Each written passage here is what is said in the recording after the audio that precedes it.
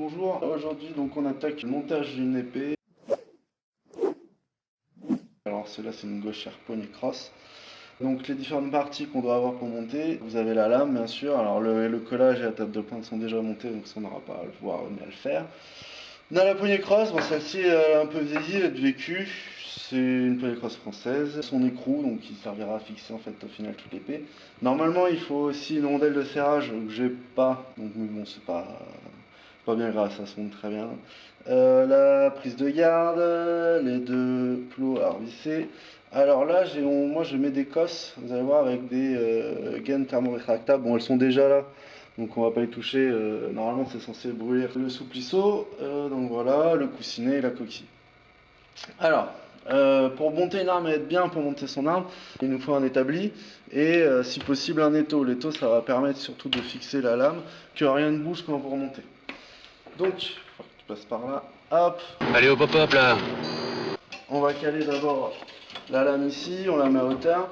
Donc là, moi, l'établi, il est bien fait pour les gauchers. Alors, j'ai oublié de vous montrer, normalement, en fait, l'arme, elle doit être légèrement coudée en fonction de la latéralité du tireur. Là, vous voyez, elle est en gaucher. Donc, elle est légèrement pliée vers la droite et vers le bas. D'accord. Donc, je mets la lame comme ceci. Hop. Hop hop hop.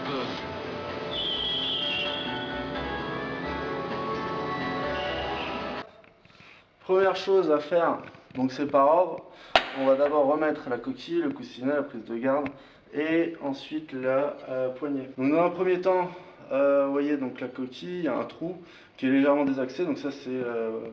là elle a été mise en mode gaucher, on voit un petit peu les traces. Elle a un petit peu de vécu, Forza Paul, d'accord. Elle a fait les Europes et les mondes de 2019 en M17. Voilà, donc Paul, merci pour ta coquille qui va généreusement venir sur cette arme. Alors, dans un premier temps, donc je vais passer la coquille. Alors, faut pas forcer parce qu'on peut couper les fils.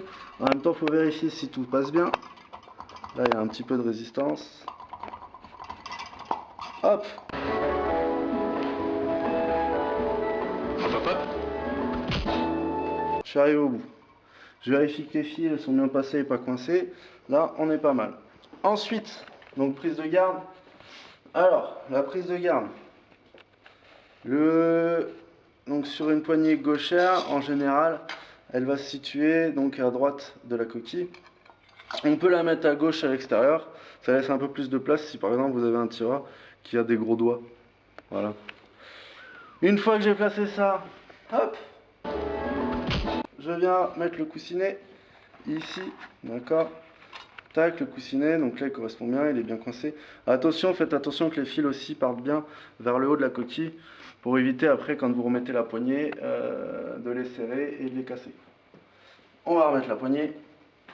Alors moi, ce que je fais, c'est que d'abord je fixe tout et je remets les fils en dernier, histoire que ça soit tout bien monté, rien que bouge derrière. Donc la poignée elle est ici, je récupère mon écrou. Donc normalement, c'est ce que je vous ai dit. On peut mettre une rondelle de serrage donc pour venir serrer un peu plus la poignée. Donc là je vais tourner, donc d'abord ça tourne tout seul, hein, c'est le principe. Et puis après il va falloir serrer une fois qu'on arrive au bout. Hop. Donc je resserre. Quand ça commence à devenir un peu plus dur, tac, je récupère ici pour avoir plus de force. Et je serre. Là on va estimer que c'est pas trop mal serré. D'accord. Donc ici, une fois que j'ai ça, là c'est là où vont servir les gaines thermorétractables ainsi que les cosses. Alors, en deux mots, hein, les cosses, c'est le mot, bien sûr. C'est pas le pays.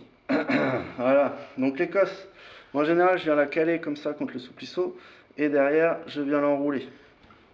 Attendez, non, erreur. Erreur. Il faut que je mette la gaine d'abord. Sinon la gaine je pourrais pas la mettre à la place du souplisseau, donc je place la gaine ici. Tac, je la fais là. On recommence. Je reprends mon cos, ou ma cosse, je sais plus si c'est féminin ou masculin. Hop, je suis ici, j'entoure. Donc, Une fois que vous avez enroulé votre fil, donc le fil de lame autour de la cosse, on remet ici justement la gaine thermo-rétractable. Donc là vous avez vu c'est protégé. Donc deuxième cosse, bien sûr je remets la gaine thermo-rétractable. Hop. Ici. Ça fait coulisser. Là, hop. La cosse, on la repasse ici. Je remets la gaine. Hop. Ici, on est bon. Ensuite, gros tournevis. Les clos. Hop. Je récupère. Je glisse ça là, derrière. Hop. Je place. Et une fois que c'est en place, je lisse.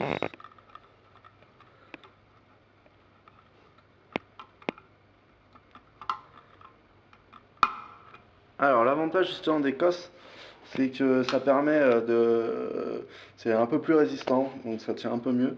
Le désavantage, c'est que si jamais vous avez une panne en compétition, bah faut tout démonter là comme je viens de faire à l'envers.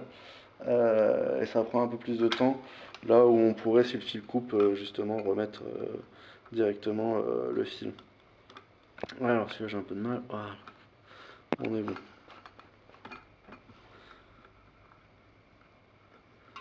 Hop. Voilà. Je glisse ça là. Donc là normalement, hop. Ici donc je viens en main, la poignée est bien mise. Je suis prêt à aller au combat. Maintenant dernière chose, on va passer à la vérification. Donc on va la régler en espérant qu'elle soit réglée, comme ça j'ai pas à le faire. Donc pour cela, vous pouvez utiliser ce testeur. Alors les testeurs, nous on utilise celui-là, je crois que c'est Planète qui le vend.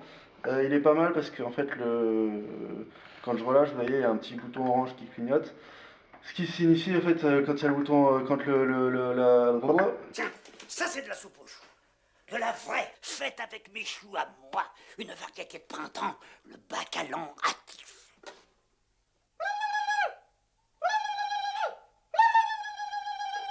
Gamin, on attaque. Quand c'est orange, ça veut dire que c'est coupé, c'est qu'il y a une coupure. Donc normalement, ici, je vais être là. Hop, je branche, je teste. Là, vous avez vu, ça s'allume, ça reste allumé. Si je relâche, ça devient orange. Donc c'est normal, hein, ça coupe. Donc ça va permettre surtout de voir s'il y a des micro-coupures ou pas, si le fil est bon, si la tête de pointe est bonne. Ok. Donc ensuite, pour vérifier là, la pige, ici, le poids, là. D'accord. Donc dans un premier temps, la pige, voilà, il y a la grosse, donc la grosse pige, et elle doit passer entre la tête de pointe et l'embase. Là, ça passe nickel, donc on est bon. Ici, pareil, elle doit passer, elle est plus fine si vous regardez, donc normalement elle passe. Là, si j'appuie, ça ne doit pas allumer. D'accord, donc là on peut regarder, ça n'allume pas. Si j'enlève, ça s'allume. D'accord, et là ça coupe. Très bien, donc au niveau de la pige, elle fonctionne. Ensuite, ici, le poids, donc le poids il fait 750 grammes. Normalement, le gros ressort est censé le repousser. Donc j'appuie, ça le repousse. Vous avez vu? Hop. Ah, mon âme elle est réglée. Vérification, voir si effectivement il y a les deux vis. Là j'ai une vis, deux vis, on est bon. Donc là, cette arme-là, bah, typiquement, si demain je suis en compétition, ou même tout à l'heure je suis en compétition, je peux la présenter, je suis sûr qu'elle fonctionne. Après, je peux regarder un peu à l'œil, si vous voulez, la course. Donc la course, ça va être la distance d'allumage. Donc celle-là, par exemple, si je regarde bien, la course, elle est vraiment longue. D'accord. Donc c'est-à-dire que le petit ressort, je peux le régler un peu mieux. Attention, si je le règle un peu plus facilement, ben, il est possible que la pige ne passe plus. D'accord. Donc si elle passe plus, il faut resserrer le petit ressort de contact. Pour le ressort de rappel, donc pareil, donc le gros ressort qui est à l'intérieur.